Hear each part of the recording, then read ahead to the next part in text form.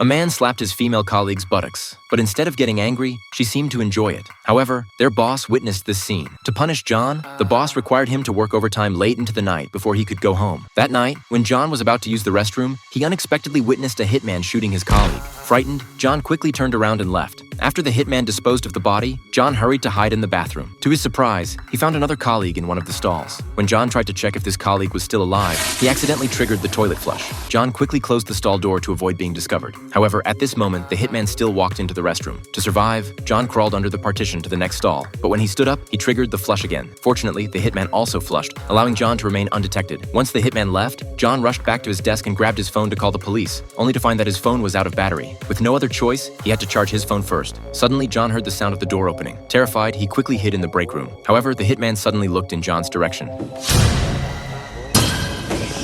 The hitman then started walking towards him. Just as John thought he was done for, the sound of his phone starting up diverted the hitman's attention. While the hitman searched for the phone, John seized the opportunity to escape. John entered an office and tried to trigger the smoke alarm, but it didn't work. Desperate, he set the curtains on fire to attract the attention of people in the building across the street. Luckily, he succeeded. John quickly signaled for them to call the police. However, this also alerted the hitman. When the hitman arrived, he ran into John, but he didn't have time to pursue him now. His first priority was to extinguish the fire. Seeing the people in the opposite building calling the police, the hitman signaled that the situation was under control and no police intervention was needed. But at this point, John had already entered the building's main server room. He upgraded his access card to the highest level while disabling everyone else's to prevent the hitman from leaving the building. The hitman was still unaware that the roles of hunter and prey had been reversed.